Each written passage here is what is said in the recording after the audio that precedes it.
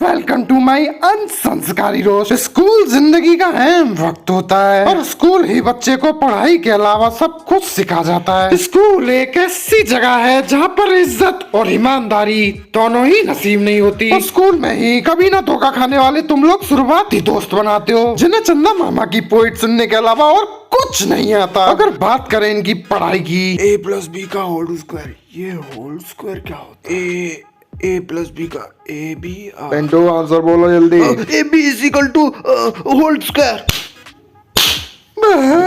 साल भर पढ़ाई में गाड़ घिसने के बाद फिर एक दिन आता है स्कूल ट्रिप। इस टाइम पे स्कूल वाले सभी बच्चों को 2 दिन पहले इन्फॉर्म करते हैं और ऐसा भी नहीं है कि बच्चों को इसके बारे में कुछ नहीं पता, बच्चों को सब पता है। 2 महीने पहले ही डिटेक्ट कर लेते हैं, पता नहीं चलता जांच पड़ताल कब हुई। स्कूल वाले अपने प्रति गाइडलाइंस को अपनी छाती पे रखते हुए बच्चों तक एक चीज पहुंचाते हैं जिसमें लिखा होता है All student had to come in their school dress for school trip। ये बात जब एक टॉपर ने अपने दोस्त बैक बेंचर को बताई, चिंटू स्कूल से मैसेज आया कि हमें स्कूल ट्रिप पे स्कूल ड्रेस को मैं नहीं मानता। स्कूल ड्रेस कुछ नहीं होता। दिमाग दोनों कहता कि हमें चुप, ड्रेस को भूल जा, ड्रेस पास कुछ नहीं होती। ड्रेस की माँ की जू, जिंदगी में आगे बढ़। सॉरी, मैं अपने आप से झूठ नहीं बोल सकता।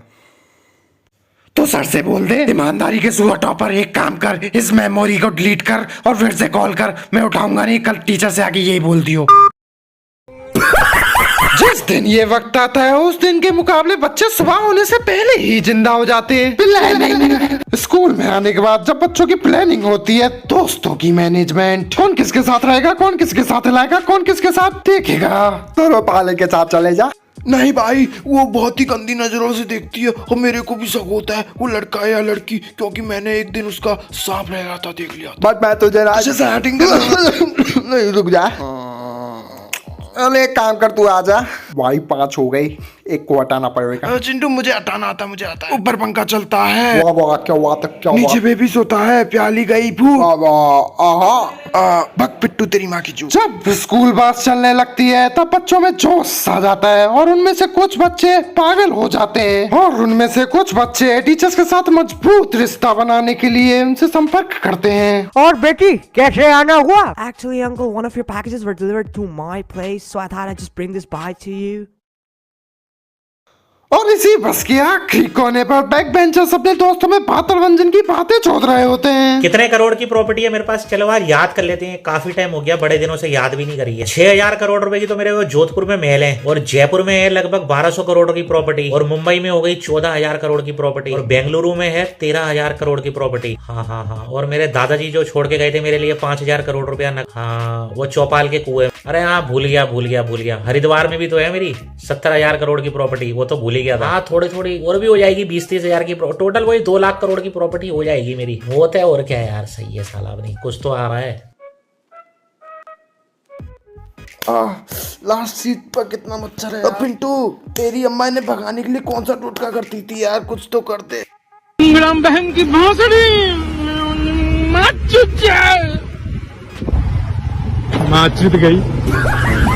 वाह क्या बात है। कुछ इन्हीं कारणों से देश की सरकार बड़ी दुविधा प्राप्त कर रही है कि आने वाले समय में देश का क्या होगा। और इन बच्चों के बीच में कुछ ऐसे बच्चे भी होते हैं जो ओवर थिंकिंग करते हैं। काश अभी ऐसा हो जाए कि पाकिस्तान के सारे आतंकवादी हमारी उस पर अटैक करते हैं और इस पर कब्जा कर लें और मेरे जितने भी बेस्ट फ्रेंड हैं उन सबको गोली मार दें, उनमें से एक को भी ना छोड़े। और जैसे ही वो मेरी शोना को गोली मारने वाले होते हैं तभी मैं बीच में आता हूँ, अपने हाथ की सबसे छोटी उंगली से मैं उनकी सारी गोलियां रोक देता हूँ और उस गोली को लेकर उनकी गांड में मारने लगता हूँ, जिससे सारे आतंकवादी मरने लगते हो। ऐसे करके मैं सारे आतंकवादियों को मार दूंगा। फिर मेरी शोना गई, तुमने ऐसे कैसे कर लिया? फिर मैं एक छोटी सी स्माइल दूंगा।